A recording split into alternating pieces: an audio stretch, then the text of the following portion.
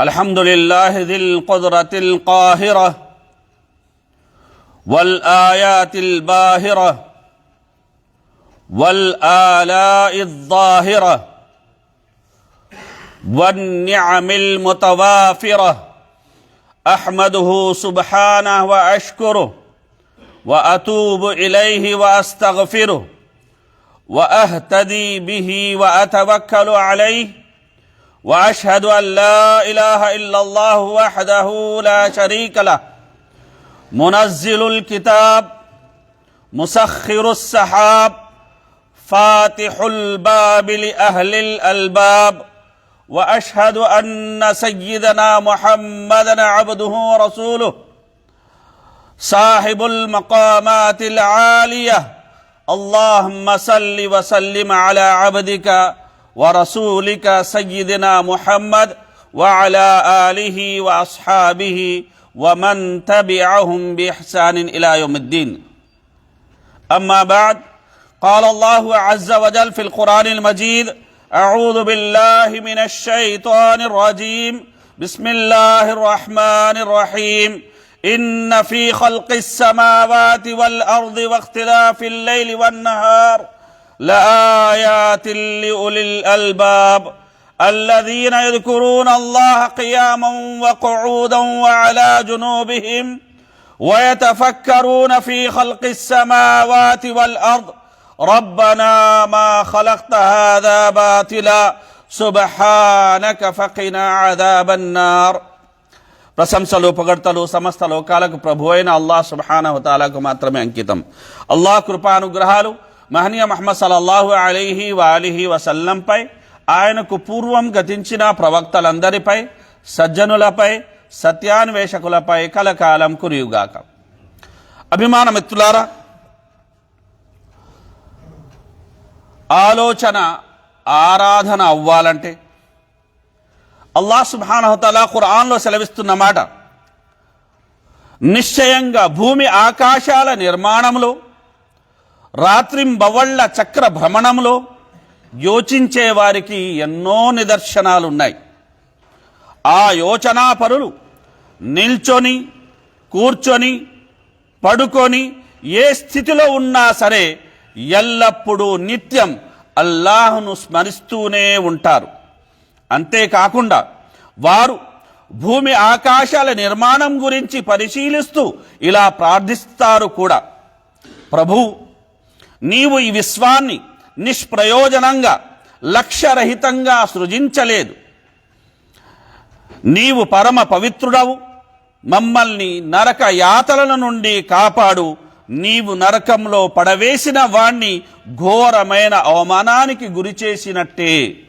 అభిమానం ద్వారా ఆలోచన అనేది మనిషి మనస్సు, మనిషి మేధస్సు, మనిషి మెదడుకు సంబంధించిన ప్రధానమైన అత్యంత ప్రభావవంతమైన ప్రక్రియ.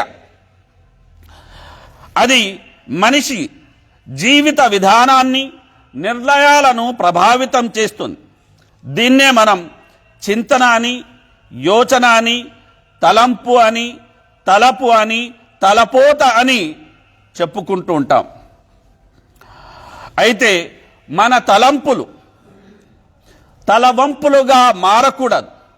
మన తలపులు చెడుకి తలుపులుగా అవ్వకూడదు. మన ఆలోచన నిత్య ఆరాధనగా మారాలి. అలా జరగాలి అంటే మనం చెయ్యాల్సిన విషయాల్ని ఇన్షాల్లాహ్ ఈరోజు మనం తెలుసుకుందాం.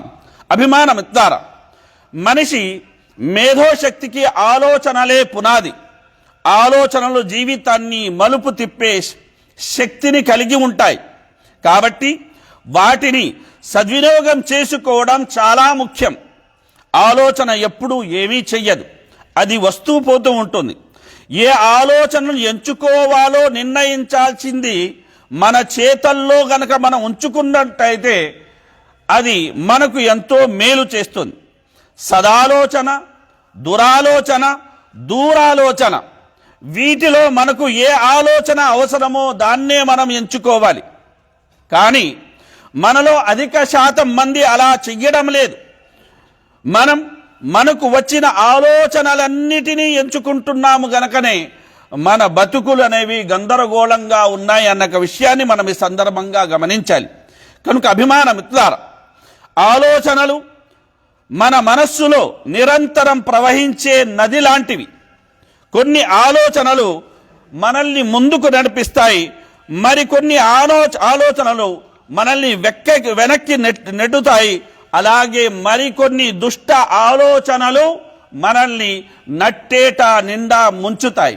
కాబట్టి ఆలోచన ప్రవాహంలో మనం ఎటు వెళుతున్నామో గమనించడం అనేది చాలా అవసరం.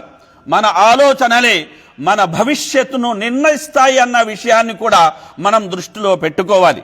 కాబట్టి అభిమాన మిత్రులారా, మన ఆలోచన ఆరాధనగా మారాలి అంటే మన ఆలోచనను సక్రమంగా మలుచుకోవడం అనే కళ అనేది మనకు తెలిసి ఉండాలి. పాజిటివ్ థింకింగ్, సానుకూల ఆలోచన అనేది మనకు సత్ఫలితాలను ఇస్తుంది. అలాగే నెగిటివ్ థింకింగ్ అంటే ఏదైతే చెడు ఆలోచనలు ఉన్నాయో, నకారాత్మక ఆలోచనలు ఉన్నాయో అవి దుష్ఫలితానికి దారితీస్తాయి అన్న విషయాన్ని మనం పసిగట్టడమే కాకుండా ఉన్నతమైన ఆలోచనలు మనల్ని ఉన్నత శిఖరాలకు తీసుకెళితే మనలోని చెడు ఆలోచనల్ని మనల్ని అనేది పాతాళానికి దిగజారుస్తాయి అన్న విషయాన్ని కూడా ఈ సందర్భంగా మనం గమనించాలి. కనుక అభిమాన మిత్రులారా, నిశ్చయంగా అల్లాహ్ నిదర్శనాలపై మనసు పెట్టి ఆలోచించడం, లోతుగా అధ్యయనం చేయడం, పరిశీలించడం అనేది అత్యున్నతమైన ఆరాధనలలో ఒకటి అన్న విషయాన్ని మనం ఈ సందర్భంగా గమనించాలి. కనుక అభిమాన మిత్రులారా, ఇది మన హృదయానికి సంబంధించిన గొప్ప కార్యం. నేడు భౌతిక జీవన శైలి మరియు సాంకేతిక పరికరాల వెల్లువతో మనం ఈ గొప్ప ఆరాధనను దూరం చేసుకుంటున్నాము. దీనివల్ల మనిషి మెదడు ఏ ప్రయోజనం లేని విషయాలతో నిండిపోతుంది, ఆలోచన రహితంగా మారిపోతుంది. కానీ మనిషిలో ఈ తఫక్కుర్ అనే ఈ ఆరాధన గనక చోటు చేసుకున్నట్లయితే అది ఆత్మకు జీవం పోస్తుంది, మనసును పవిత్రం చేస్తుంది. అందుకే మహనీయ ముహమ్మద్ సల్లల్లాహు అలైహి వసల్లం వారు ఎల్లప్పుడూ ఆయన అల్లాహ్ సృష్టి గురించి, ఆయన వరాల గురించి ఆయన ఆలోచిస్తూ ఉండేవారు. కనుక హజరత్ ఆయిషా రజియల్లాహు అన్హా గారు సెలవిస్తున్న మాట, ఓసారి ప్రవక్త ముహమ్మద్ సల్లల్లాహు అలైహి వసల్లం వారు రాత్రి సందర్భాన నన్ను ఉద్దేశించి, ఓ ఆయిషా, నన్ను వదిలిపెట్టు, నేను నా ప్రభువును ఆరాధించుకోవాలి అన్నారు. అప్పుడు ఆ సందర్భంలో ఆమె కలుగజేసుకుంటూ, అల్లాహ్ సాక్షిగా చెబుతున్నాను, నాకు మీ సామీప్యం అంటే ఎంతో ఇష్టం, అలాగే మీకు సంతోషాన్నిచ్చే ఏ విషయమైనా సరే నాకు ఇష్టమే అని ఆమె సెలవీయగా, అప్పుడు ప్రవక్త సల్లల్లాహు అలైహి వసల్లం వారు వుజూ చేసుకొని నమాజు ప్రారంభించారు. ఆ ప్రార్థనలో ఆయన ఎంతగా ఏడ్చారు అంటే ఆయన కన్నీళ్లతో గడ్డం తడిసిపోయింది, ఆయన కన్నీళ్లతో ఆయన ఒడి తడిసిపోయింది, ఆయన కన్నీళ్లతో ఆయన ప్రార్థన చేస్తున్న ఆ స్థలం అనేది అది తడిసిపోయింది అని హజరత్ ఆయిషా రజియల్లాహు అన్హా గారు సెలవిస్తున్నారు. అదే సందర్భంలో నమాజు కోసం పిలవడానికి వచ్చిన హజరత్ బిలాల్ రజియల్లాహు అన్హు గారు ప్రవక్త ముహమ్మద్ సల్లల్లాహు అలైహి వసల్లం వారిని ఉద్దేశించి, యా రసూలల్లాహ్, అల్లాహ్ సుబ్హానహు తఆలా మీ యొక్క గత రాబోయే అన్ని తప్పిదాలను పొరపాట్లను అల్లాహ్ సుబ్హానహు తఆలా క్షమించేశాడు కదా, మరి ఇంతగా తమరు విలపిస్తున్నారేంటి, ఇంతగా తమరు ఏడుస్తున్నారేంటి అని హజరత్ బిలాల్ రజియల్లాహు అన్హు గారు ప్రశ్నించినప్పుడు ప్రవక్త సల్లల్లాహు అలైహి వసల్లం వారు చాలా ప్రశాంతంగా ఇచ్చిన సమాధానం ఏమిటంటే, అఫలా అకూను అబ్దన్ షకూరా లఖద్ నజలత అలయ్య లైల ఆయతున్ వైలుల్ లిమన్ ఖరాహా వలం యతఫక్కర్ ఫీహా.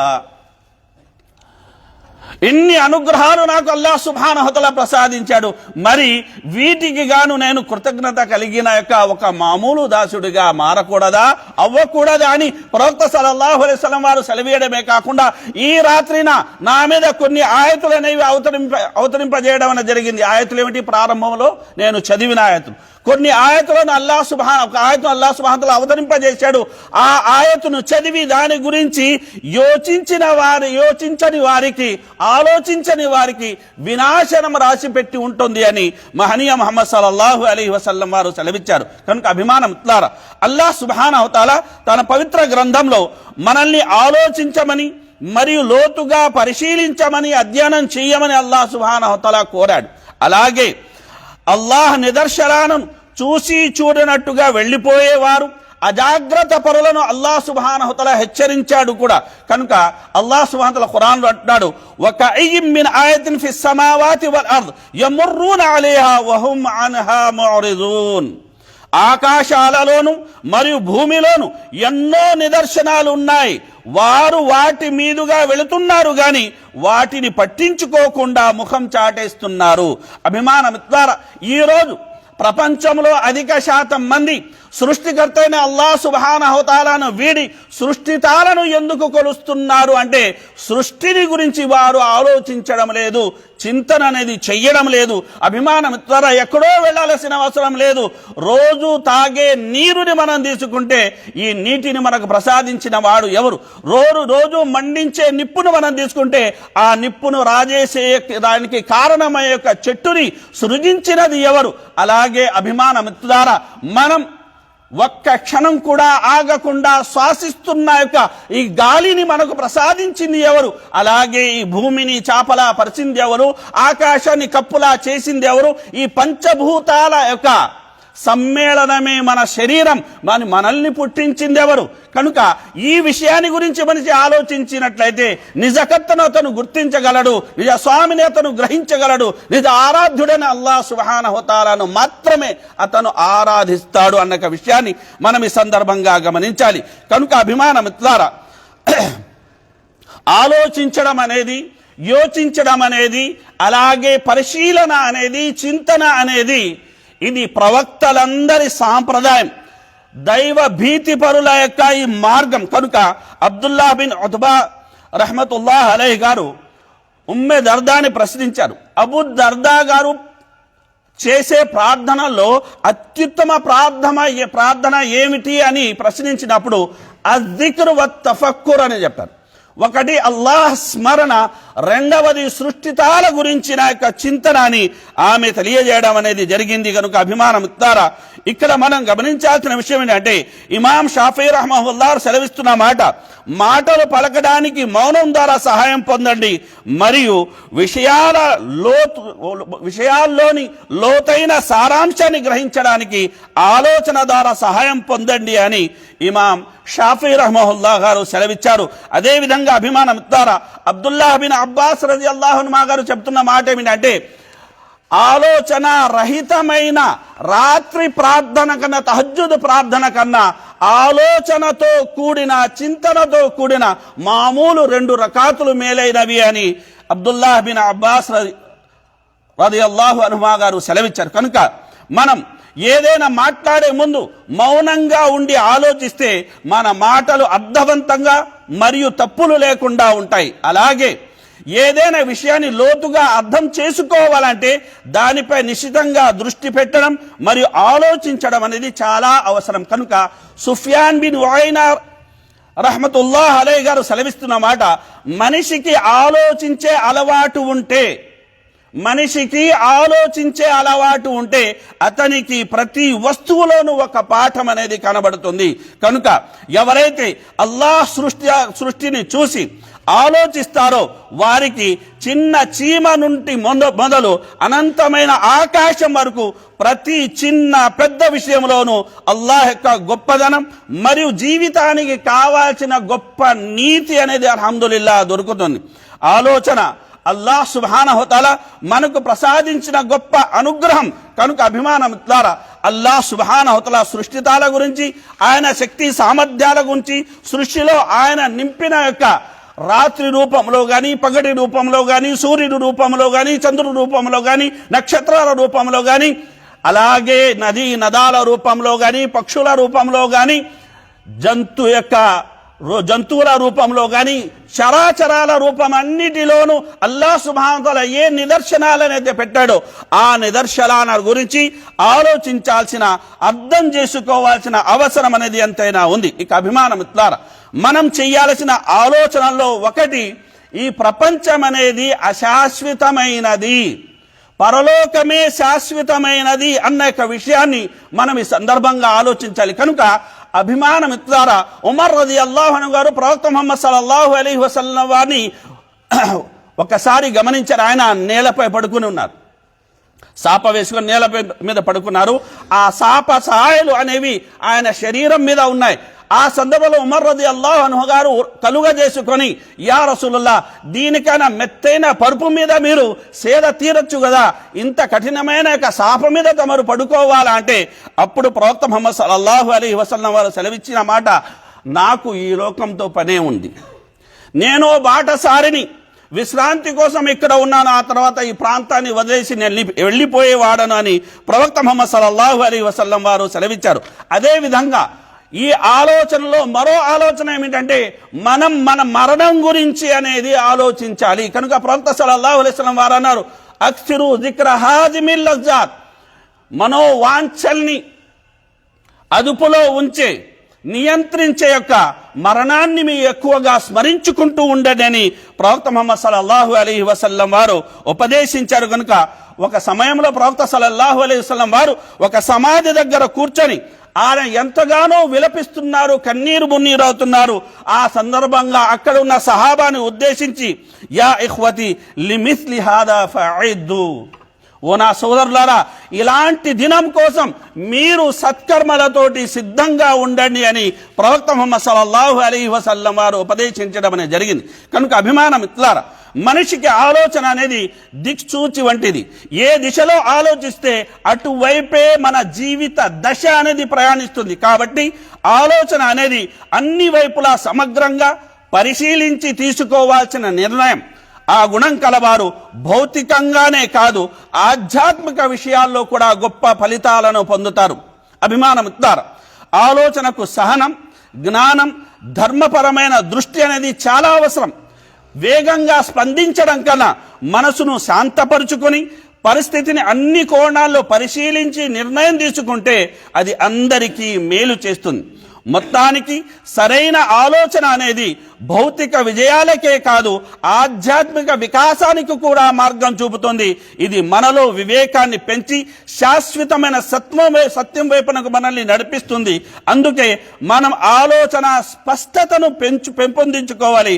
ఆలోచనల స్వభావమే మన భవిష్యత్తు నిర్ణయిస్తుంది. గనుక మంచి ఆలోచనలు శుభ ఫలితాలను ఇస్తాయి, దుష్ట ఆలోచనలు సమస్యలను తెచ్చిపెడతాయి. మనిషి ఎలా ఆలోచిస్తాడో అలాగే ఉంటాడు. కాబట్టి ప్రతి ఆలోచనను జాగ్రత్తగా సానుకూల దిశలో మలుచుకోవాలి. ఆలోచన శుద్ధి మనస్సుకు శాంతిని, జీవితానికి స్పష్టతను ఇస్తూ విజయానికి బాటలు వేస్తుంది. కనుక అభిమాన మిత్రులారా, మనసనే నదిలో తేలే దీపం లాంటిది ఆలోచన. అది చీకటిలో వెలుగునిచ్చి ప్రవాహానికి దిశానిర్దేశం చేస్తుంది. మంచి ఆలోచనల సుగంధం మన హృదయాన్ని తోటలా మార్చి దానిలో సత్సంకల్పాల పూలను వికసింపజేస్తుంది. లోతైన ఆలోచన కడలిలా విస్తరించి జ్ఞాన ముత్యాలను, జ్ఞాన ముత్యాలను, విఘ్న వజ్రాలను, అలాగే ప్రజ్ఞ పగడాలను అది జీవిత తీరానికి తీసుకువస్తుంది. ఆలోచన స్వచ్ఛమైతే జీవితం మధురంగా సాగిపోతుంది. పరమోన్నత ప్రభు అయిన అల్లాహ్ సుబ్హానహు వ తఆలా ప్రసన్నతతో మన జీవితం నిండిపోతుంది. ఒక్క మాటలో చెప్పాలంటే అభిమాన మిత్రులారా, మన మతి ఎంతో మన గతి అంటే. అల్లాహ్ సుబ్హానహు వ తఆలా మనందరికీ హలాల్ సంపాదనను ప్రసాదించాలని దినాతి దినంగా వేడుకుంటున్నాను. హరాం నుండి అల్లాహ్ సుబ్హానహు వ తఆలా మనందరినీ కాపాడాలని, ఎవరి ముందు తల వంచకుండా తల ఎత్తుకుని జీవించేలా అల్లాహ్ సుబ్హానహు వ తఆలా మనల్ని దీవించాలని, మా హృదయాలలో ఈమాన్ పట్ల ప్రేమను అల్లాహ్ సుబ్హానహు వ తఆలా నింపాలని, అవిధేయతను, పాపాలను మా జీవితం నుండి అల్లాహ్ సుబ్హానహు వ తఆలా దూరం చెయ్యాలని, ఇస్లాంను, ముస్లింలను గౌరవించేలా, అలాగే దేశాన్ని ప్రేమించేలా, దేశ ప్రజల్ని మనం సహకరించేలా అల్లాహ్ సుబ్హానహు వ తఆలా మనందరినీ దీవించాలని వేడుకోవడమే కాకుండా అల్లాహ్ ఏ ఆదేశమైనా సరే విన్నాము, విధేయులయ్యాము అన్నాక ఈ లక్షణాన్ని అల్లాహ్ సుబ్హానహు వ తఆలా మనందరిలోనూ కలుగజేయాలని, మనల్ని తన ప్రియతమ దాసులుగా అల్లాహ్ సుబ్హానహు వ తఆలా మలచాలని, మన ఆలోచనలు అవి సకారాత్మకంగా ఉండేలా అల్లాహ్ సుబ్హానహు వ తఆలా దీవించాలని, నకారాత్మక ఆలోచనల నుండి అల్లాహ్ సుబ్హానహు వ తఆలా మనల్ని కాపాడి మన జీవితాన్ని ధన్యం చేయాలని వేడుకుంటూ నేను నా మాటను పూర్తి చేస్తున్నాను. ఆమీన్. బారకల్లాహు లనా వ లకుం ఫిల్ ఖురానిల్ హకీమ్ వ నఫఅని వ ఇయ్యాకుం బిల్ ఆయాతి వద్ దిక్రిల్ హకీమ్ ఇన్నహు తఆలా గఫూరుర్ రహీమ్.